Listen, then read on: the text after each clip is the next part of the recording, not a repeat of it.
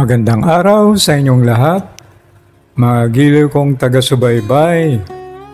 Ngayong araw na ito, ibabahagi ko sa inyo ang orasyon upang makaiwas ka sa panganib.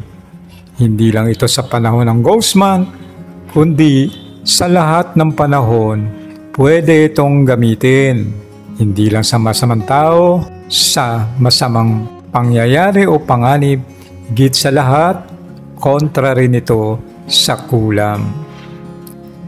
Pero bago ang orasyon, magbibigay muna muli ako ng palanggalang nyo ngayong Ghost Month. Natalakay ko na ito nung nakaraang live natin. Pero ngayon, mas lilinawin ko ito dahil napakarami pa rin ang nangungulit kung paano ba ang paggawa nito. Sabi ko, maglagay ng mga katagang ito sa inyong harapan ng pintuan at backdoor. Ito ay upang makaiwas ka sa panganib. Sinabi ko rin na okay itong ilagay sa inyong sasakyan habang Ghost Month na sa ganon makaiwas rin kayo sa aksidente. May nagtanong kung okay lang raw ba na hindi na ito tanggalin doon. Ipinapayo ko po na mas okay na alisin ito after Ghost Month.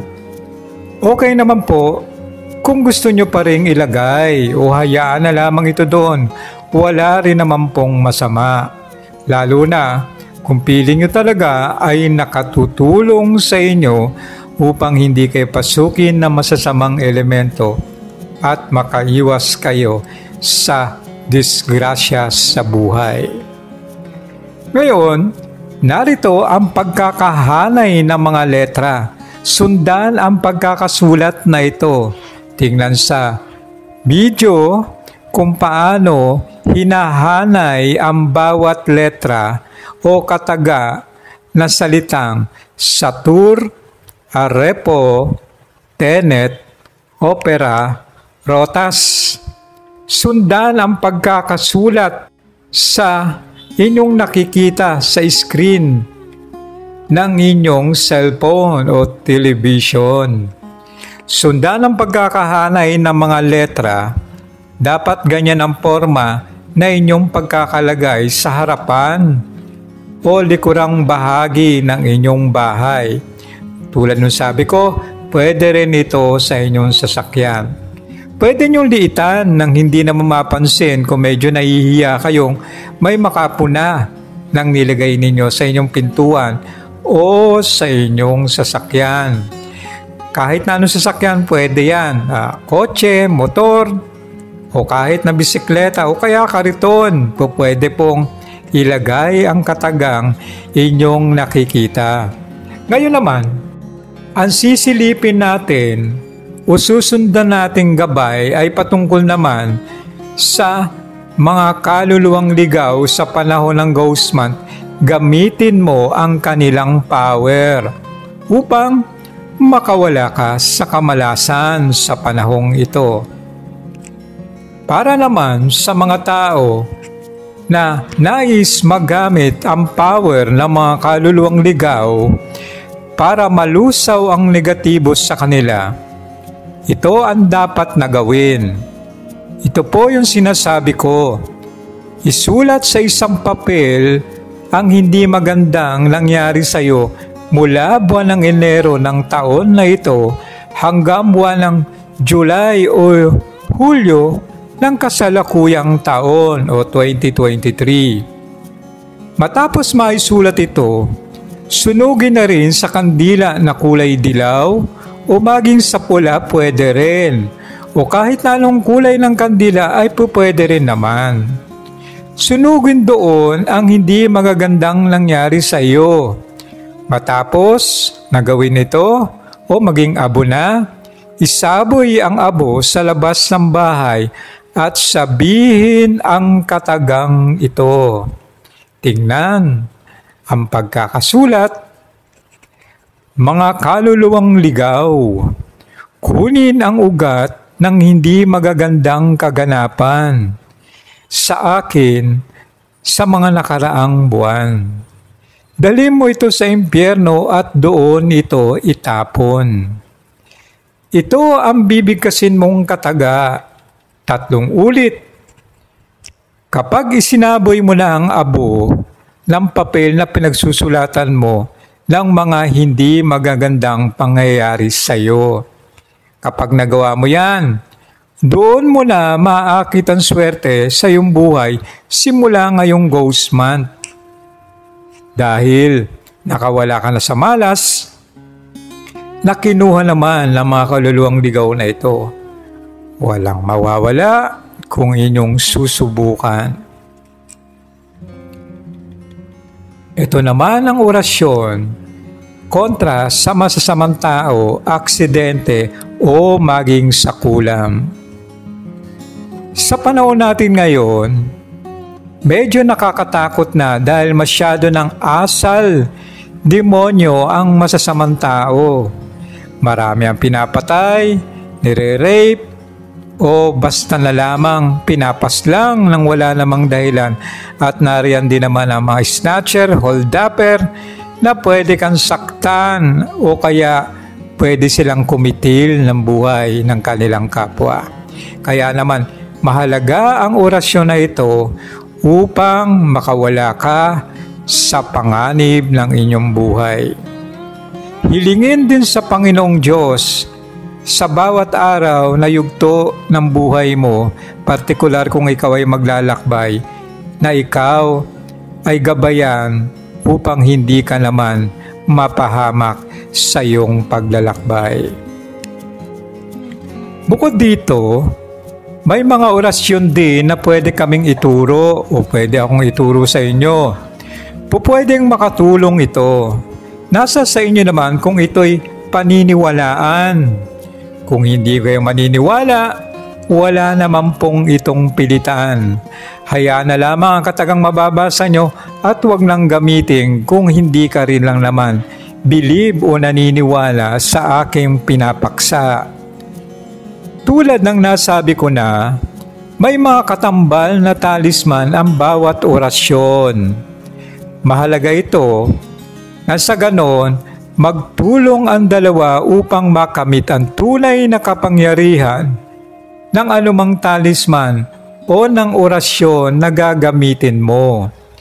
Magkatambal ang dalawang ito upang higit na gumana ang power o kapangyarihan nito.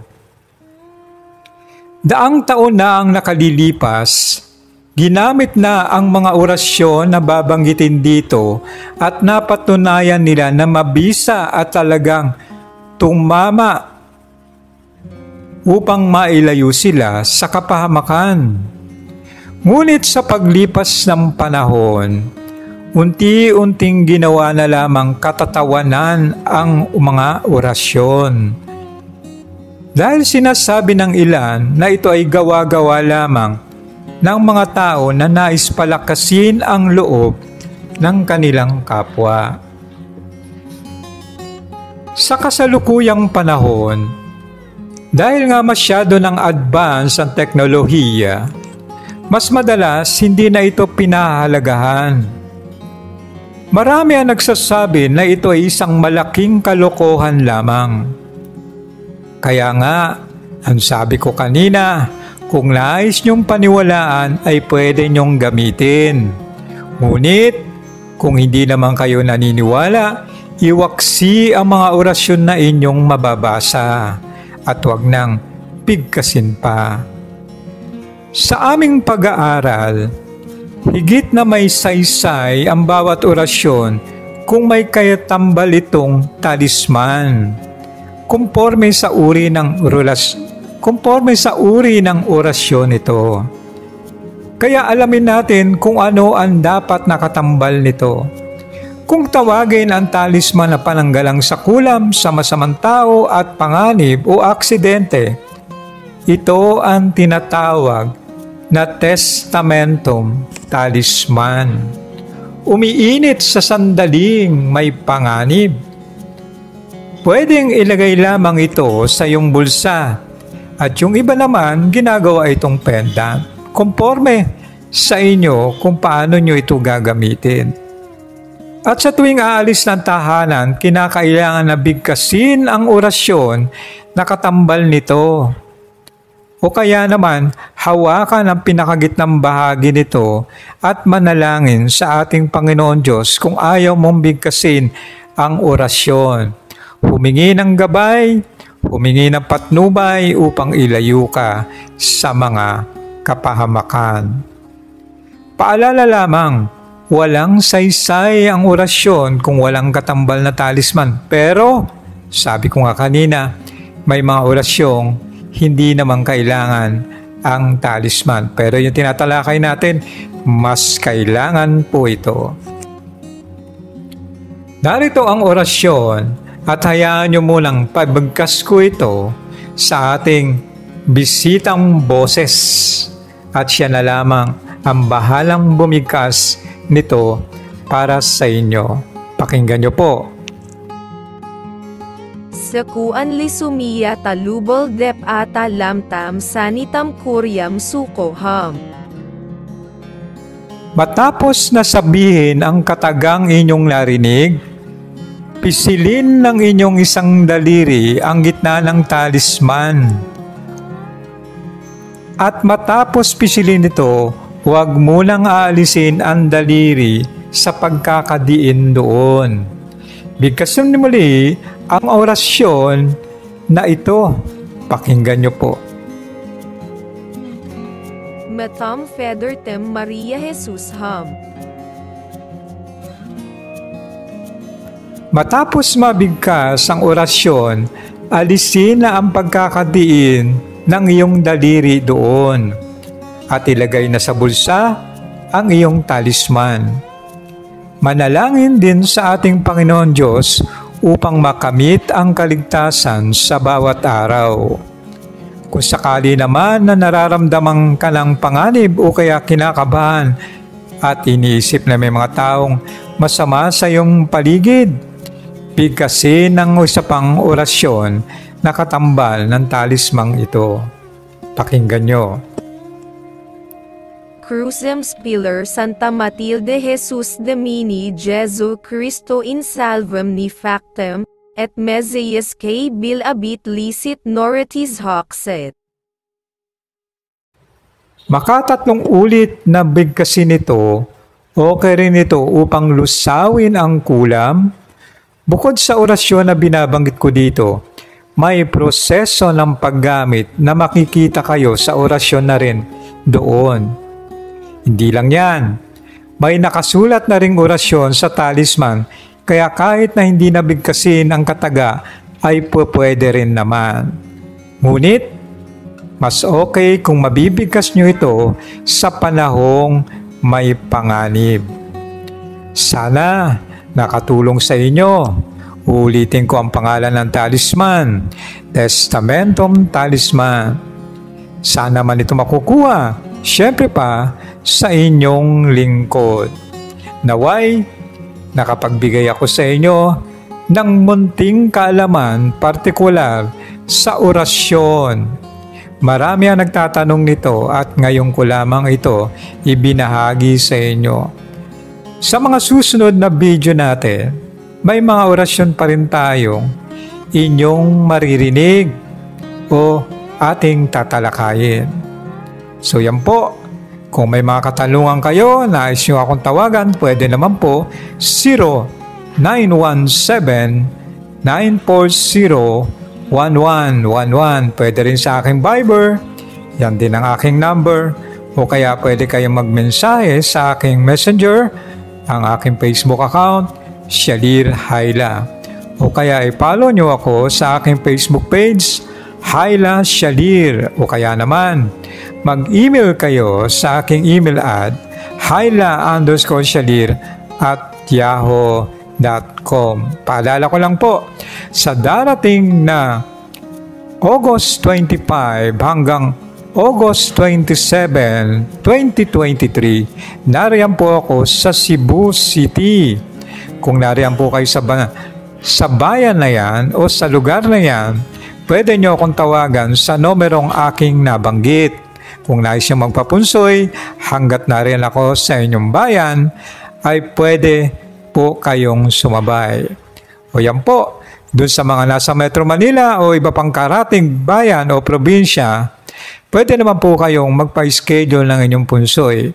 Sabi ko nga, sa bawat pagtatapos ng ating programa, ang lagi kong sinasabi, ang mabuting gawa, ilalayo ka ng Diyos sa masama at dadaling ka sa magandang biyaya. Subscribe lang! Click nyo lang yan. Thank you!